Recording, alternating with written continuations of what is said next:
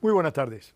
Gracias por estar una vez más en esta su programación en español del Canal 17. Les saluda Pedro Corzo. Hoy vamos a hablar de un país un poco complicado.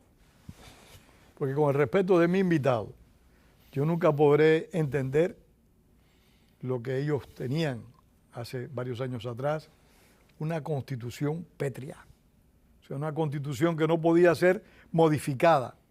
Cuando la vida es una constante modificación, pero bueno, ya eso es una ocasión, hace muchos años él lo explicó en este programa, porque Carlos Urbizo, hondureño, un profundo conocedor de su país y de América Latina, es un amigo no solo personal, amigo de esta casa, amigo de este canal, y estamos haciendo programas juntos desde hace muchísimos años. Carlos, ¿cierto? Así es, Pedro.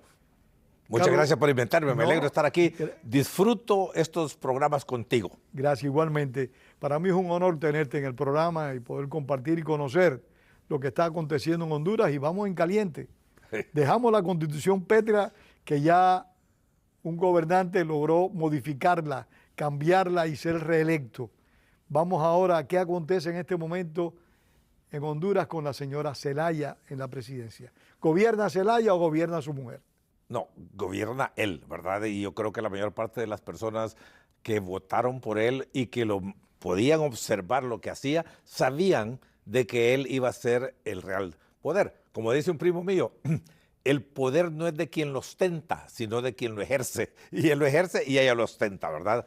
Así que por esa parte no fue ninguna sorpresa, pero el pueblo hondureño realmente quería salir del Partido Nacional y de Juan Orlando Hernández, acomodar el lugar, y si el diablo hubiera sido el candidato, pues por él hubieran votado. Bueno, yo creo que si la señora Zelaya no es un diablo, se aproxima.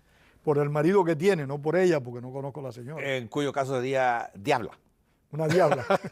Mira, tú dices de la Constitución pétrea, bueno, tiene 12 artículos pétreos de 379. que no podían ser modificados. Así es, que es una de las constituciones más largas del mundo. La única otra que conozco es India, con 444, la última vez que lo vi.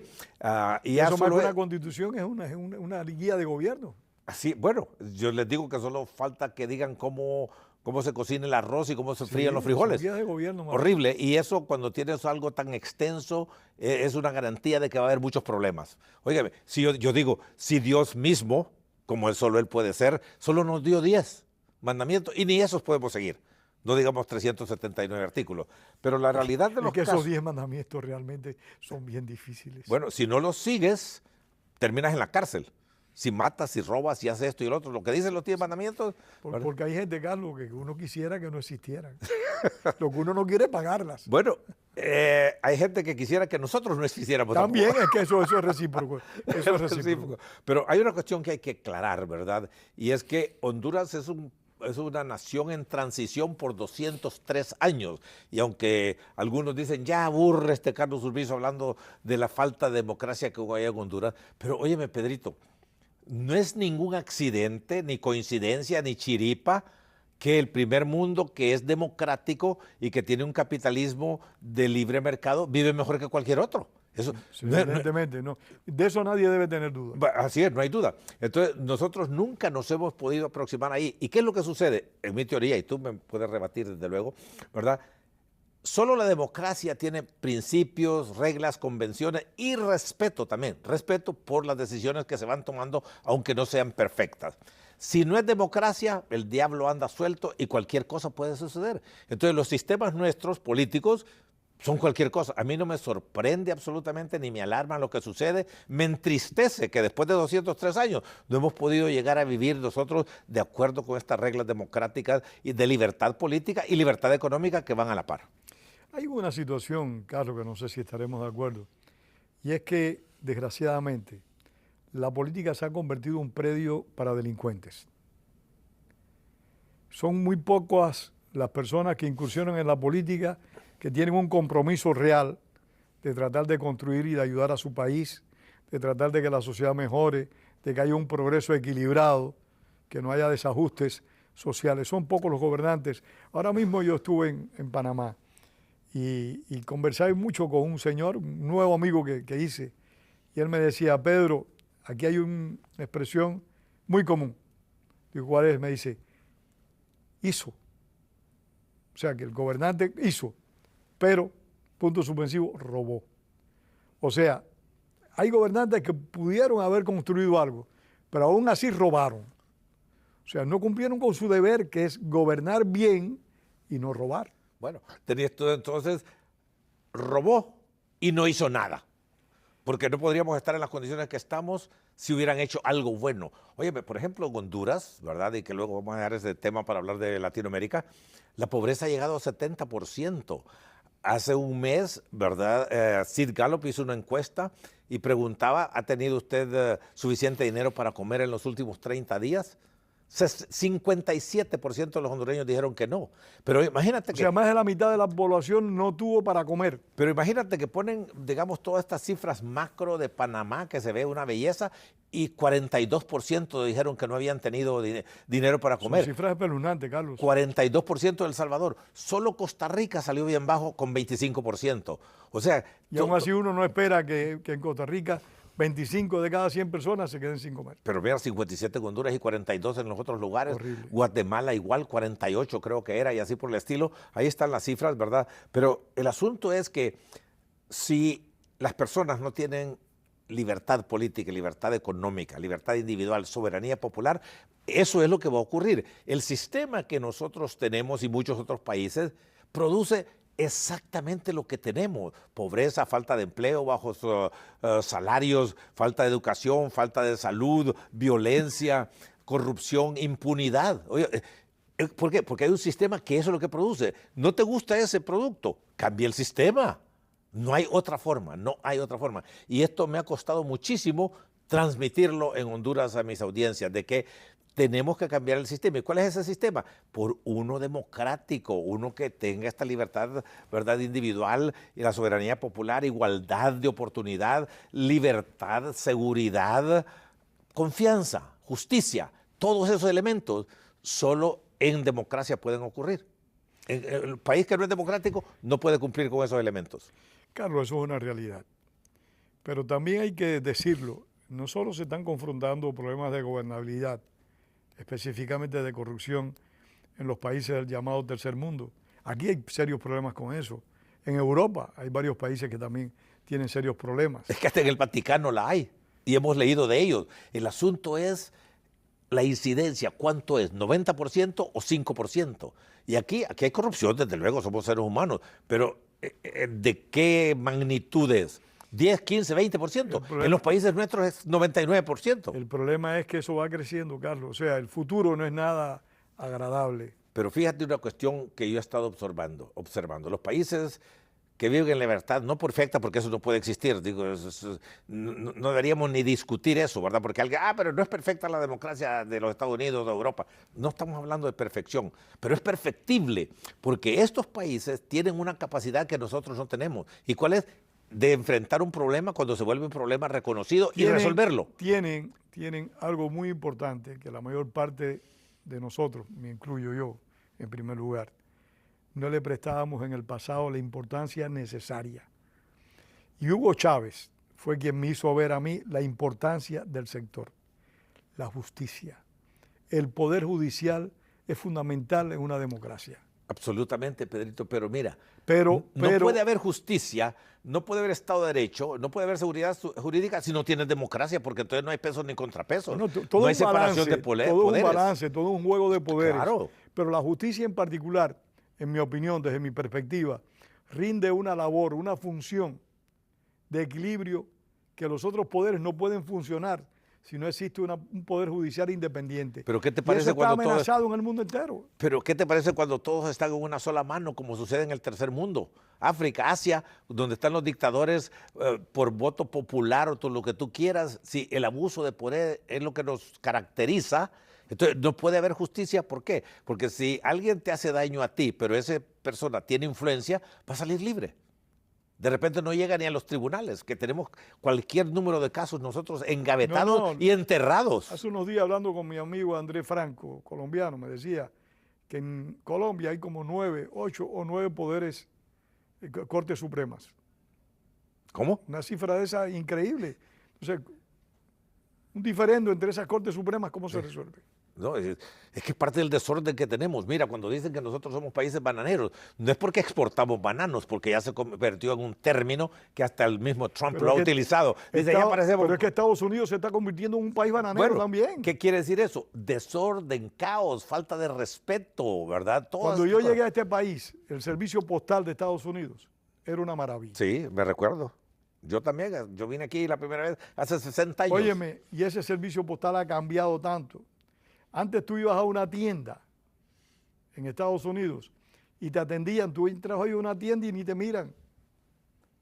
Pero el colmo, hay lugares en este país donde tú robas hasta una cantidad y no te pueden llevar preso. Sí, yo sé, pero son un tanto aberraciones porque como dijo Galileo, sin embargo se mueve. Sin embargo, yo te voy a decir, mueve, pero Carlos, ¿hasta cuándo se mueve? Porque cuando las autoridades empiezan a dejar de funcionar como les corresponde, los países entran en caos. Bueno, lo vivimos en Venezuela, se vivió. Como decía un economista muy conocido aquí, ¿verdad? Que no me recuerdo en este momentito su nombre. Cuando algo no puede continuar, se para, lógicamente. Entonces, ¿qué es lo que te quiero decir? Que aquí, en estos países europeos, Estados Unidos, tienen esa facilidad de cambiar cosas y la amenaza no dura mucho tiempo. Ahí, toma España, ¿verdad? Con un presidente de gobierno. Presidente payaso. Ok, y socialista. Por lo menos el término que yo me tomo para calificarlo. Ok, pero va para afuera. Pero en los países nuestros se queda. Pero porque... ¿hasta dónde llega en parte, hasta dónde llega la complicidad de los partidos de oposición que teniendo a veces el poder para remover a estas personas no lo hacen? Así es. Pero, vaya, lo estamos dando como ilustración esto, ¿verdad? Porque al final de cuentas, a mí lo que me interesa es Honduras. Por eso quiero que me hables de Honduras y a nosotros nos interesa hablar de Honduras hoy. Sí, correcto. Y estamos hablando de Honduras y estamos dando ejemplos de dónde más o menos funciona un sistema para el bienestar del popular, el bienestar de la nación, y dónde no funciona. En Venezuela no funciona absolutamente nada, ni en Nicaragua, ni en todos estos lados. Pero aquí sí funciona para la super mayoría de las personas y más temprano que tarde van a encontrar una solución porque tienen todos los procedimientos, tienen toda la actitud. Espero que tu optimismo me contagie. Ojalá. Espero que me contagie tu optimismo y aún más que me contagie, que se haga realidad ese optimismo tuyo. Es que nosotros tenemos que hacerlo realidad. Decía John F. Kennedy, el trabajo de Dios en la tierra lo tenemos que hacer nosotros. Pero ¿qué es lo que sucede? Kennedy era muy iluso. Sí, bueno. El trabajo de Dios en la tierra no lo puede hacer nadie, solo Dios. Bueno, no, me refiero cuando tú le pides a Dios algo que tú tienes que hacer, ¿verdad? Entonces, aquí en la tierra tenemos que hacer muchas cosas, ¿verdad? Y eso es lo que me gusta de la Iglesia Católica, que es para este mundo y para el que viene, ¿verdad? Es la que más le dedica esfuerzo a todos estos cambios sociales que deben de existir y políticos, ¿verdad? Pero el asunto es que si tú no tienes un sistema que te permita hacer esos cambios, como sucede en los casos nuestros, no sucede. La gente perdió hasta la esperanza, que es lo último que queda, porque confianza no hay, ¿verdad? En una encuesta que hace Latino Barómetro todos los años, cuando llega la parte de confianza... Es una organización muy seria, vale la pena decirlo. Totalmente. Yo confío mucho en ellos y lo leo, pero quiero decirte que en el caso de Honduras, 86% no confían en los demás. Ni en la familia, porque al renglón seguido le pregunta, ¿y la familia? Y tampoco no confío en eso. Bueno, pero esa crisis es mucho más grave que cualquier otra. Totalmente. No confían en la familia. Así es, nadie. 86% contestaron que no confiaban, ¿verdad? Unos por aquí, otros por allá, pero al final el número es 86%. Francis Fukuyama, por aquellos que nos están escuchando y que puedan entender, escribió un libro de este grueso, 300, 400 páginas, solo sobre el concepto de confianza, trust en inglés, que no quiere decir fideicomisos y todos aquellos otros animales que se inventan. No tiene nada que ver con la economía. No, es trust, es de confianza. Y demuestra que las naciones donde hay un alto grado de confianza, hay un alto grado de progreso, de paz y de armonía. La confianza es fundamental. Absolutamente. Oye, yo confío que mañana me voy a levantar vivo. Hace unos días estaba yo hablando con mi esposa y ella me decía que en Colombia, cosa que también se acostumbraba en Cuba, una persona le da su palabra a otra persona y estaba el negocio cerrado como si ambos hubiesen firmado un documento. Mi papá decía, las deudas verbales son las primeras que se pagan. Sí, señor. ¿Verdad? Entonces, no, la palabra empeñada varía mucho. Y te voy a decir, eso bastante existe en los Estados Unidos y por eso no tenés que huella digital, que esto, que el otro. Y nosotros somos de eso en toda Latinoamérica, que papel sellado y si es papel que estaba vigente o no vigente. Oye, en un tiempo... Y 14 sellos diferentes. Sí, ya superamos eso, pero en un tiempo llegabas tú con un caso donde un abogado, ¿verdad?, que querías demandar a alguien y aquí está, mire, el documento en papel sellado y lo primero que hacía era ver si el contrato se hizo en una fecha donde estaba vigente todavía ese papel. ¿Te puedes imaginar? Porque el contrato se hizo el 14 de diciembre y el papel había vencido el 3 de octubre. Bueno, y eso lo invalidaba. Oye, así de horrible se puso. Tú sabes que son escarceladas por simple tecnicismo.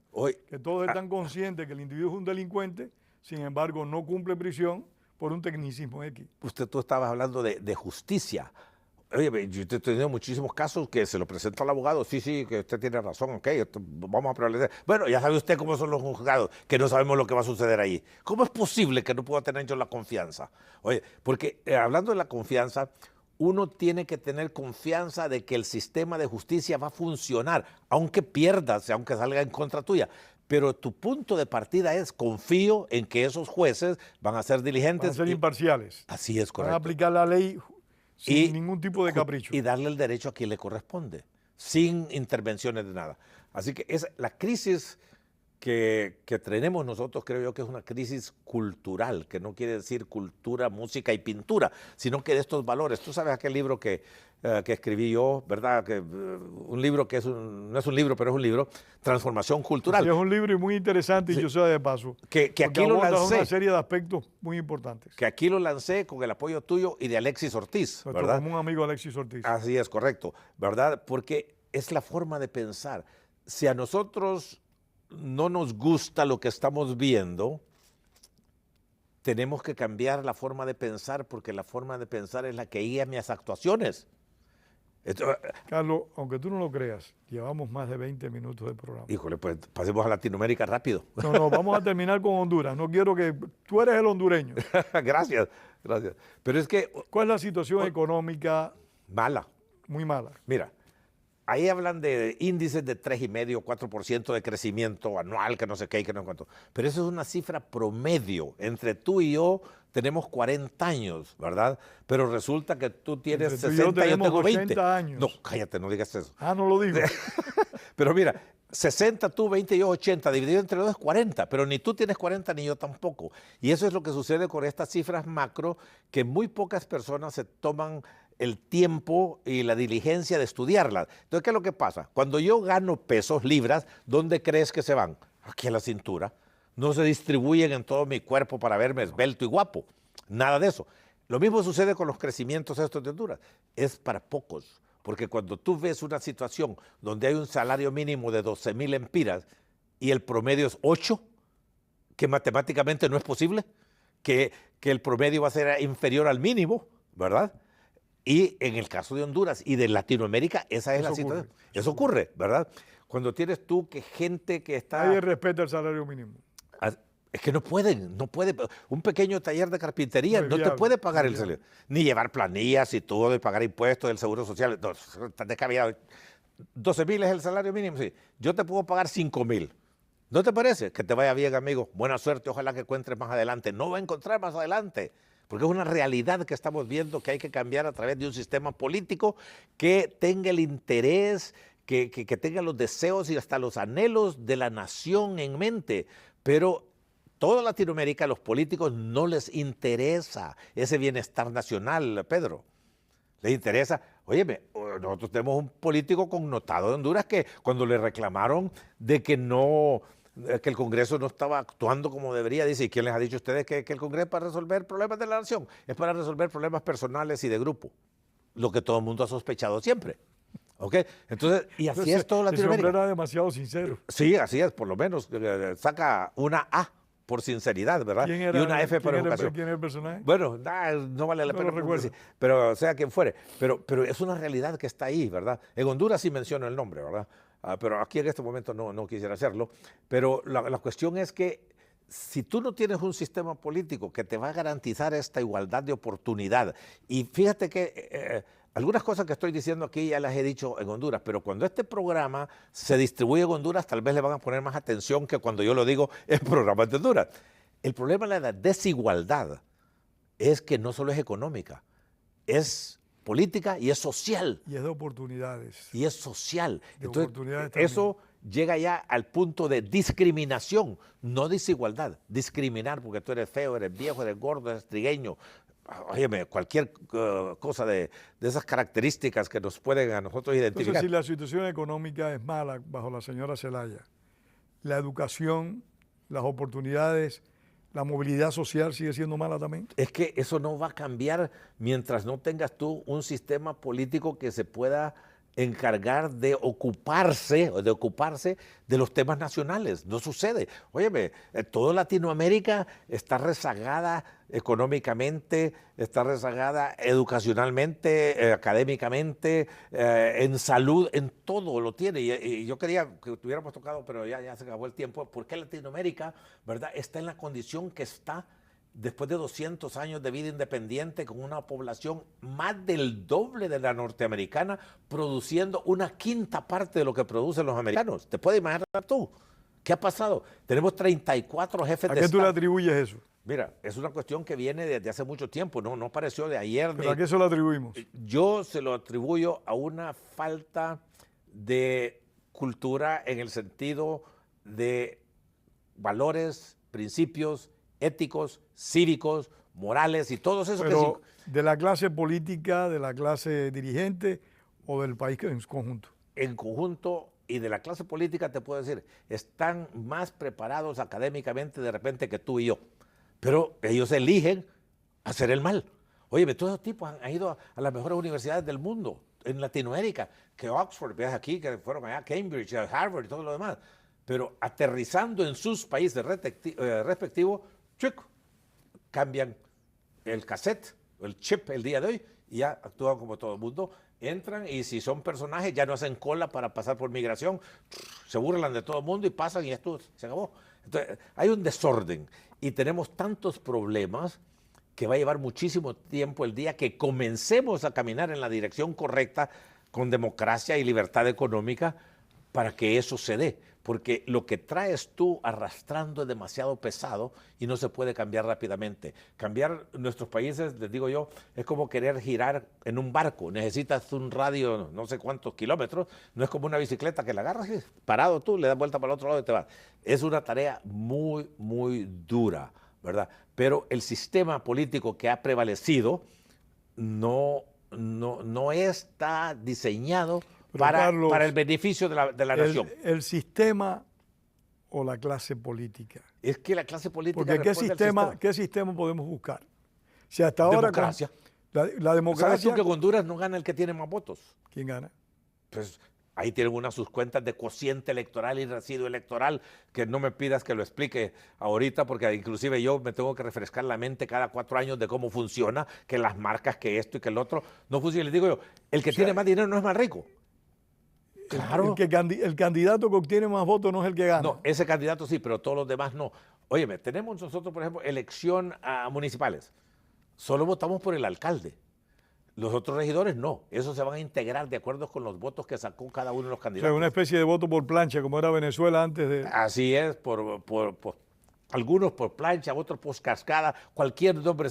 Bueno, te voy a dar un ejemplo. Eso propicia la corrupción. Te voy a explicar rápidamente lo que es el residuo electoral. Tú sacaste 3,000 votos y yo saqué 5,000 votos. Ninguno de los dos califica para ser diputado. Pero con esta ley que es protegida, dicen, bueno, pero 5,000 más 8,000 ya califica para tener un diputado y lo va a tener el que tenga más votos, entonces me voy. Y alguien que sacó 99,000 votos no llegó, pero nosotros sí, porque lo que el pueblo no protegió con su voto, una ley artificiosamente lo hace. Es tan sencillo como eso. Eso, voto acumulativo, que, óyeme, entonces le digo a usted, ustedes quieren proteger a las minorías, pero ¿por qué se burlan de 99,000 votantes? Y es cierto lo que yo te estoy diciendo, para favorecer a alguien con 6,000. Comparto ese concepto tuyo 100%. Con 6,223 se va y el de 99,000 se quedó. Oye, yo he ido al Congreso a discutir esto y uno de ellos me salió ahí, mire, usted tiene razón, fíjate que yo saqué 75,000 veces votos la primera vez y no llegué, llegó otro con 8,000, imagínate. Así que tenemos... Eso es una falsa democracia, una falsa participación. ¿Lo dijiste eso es tú, un no yo? engaño. Me alegro No, yo que- lo digo, yo lo No, digo. es que me alegro que lo digas con toda porque- propiedad, porque no solo ocurre eso en Honduras, No. ocurre en varios países. Sí, lo que pasa es que en algunos países... Ese medio respeto a las minorías, que indiscutiblemente hay que respetarlas siempre. Pero es con el voto. Pero no puedes privilegiar a nadie, aunque Ahí sea está, minoría. ahí está. El privilegio no debe existir. Así, exactamente. Para nadie. Entonces, eso tienen que eliminarse y como te digo, el que pesa más libras no es el más gordo. Sí. Sin Bueno, duda. y el que tiene más votos, ¿por qué no va a ganar? Digo, eso es súper sencillo que hasta cualquier niño con 2 dedos de frente te lo puede entender. Carlos, eso lo estamos viendo en el mundo más avanzado. Hay una tendencia por varias ONGs por promover los derechos humanos más allá de los 32 derechos. O sea, hay organismos que están comprometidos a fraccionar los derechos, a hacer los derechos más derechos todavía, Sí. cuando en realidad cuando tú impulsas tanto esa idea, lo que estás estableciendo es la división Sí. y la pulverización de esos derechos. Estás distorsionando otros, pero mira, la buena noticia es que hay solución. Nada más que saber cuándo va a venir. Como decía un político allá en Honduras, para que las cosas se compongan tienen que descomponerse. Descomponerse del todo, ¿va? Y entonces comenzamos desde cero. Hay formas de hacer las cosas bien y hay formas de hacer las cosas mal y nuestros sistemas han perpetuado hacerlas mal. Se nos acabó el tiempo. ¿Cuándo son las próximas elecciones en Honduras? El último domingo del mes de noviembre del 2025, el otro año. El otro año. O sea, la señora Zelaya se va a volver a postular. No, supuestamente, bueno, mira. Se va a postular el señor Es Zelaya. que Juan Orlando logró, ¿verdad?, a través de unas manipulaciones que la Sala Constitucional declarara el artículo con esa prohibición inaplicable. ¿Ok? En vez de decir, porque la Constitución no puede ser inconstitucional ella misma, ¿verdad? Sí, la Constitución puede ser... Pero en ese caso lo fue. Bueno, entonces él se impuso, ¿verdad? Y el pueblo impotente no pudo responder. Las Fuerzas Armadas, que son las llamadas a evitar, así como... No intervinieron cuando Zelaya. No intervinieron. Oye, no, es que las Fuerzas Armadas no tienen ese papel. Oye, en España, tú sabes que el ejército fue nombrado, recién tomado posesión Juan Carlos, pues, y con una constitución a respetar y hacer que se respete la constitución. Sí, es el árbitro en ese aspecto. Ok. Carlos, se nos acabó el tiempo. Bueno, yo tengo tiempo todavía. No, pero yo no. Muchísimas gracias, Carlos. No, a ti. Gracias a Te ustedes agradezco por haber mucho estado esta con oportunidad. nosotros. Y recuerden, siempre los domingos a las 5:30 les esperamos la próxima semana. Y como decía el apóstol José Martí, la palabra es para decir la verdad, no para encubrirla. Hasta el próximo domingo. Gracias, Carlos.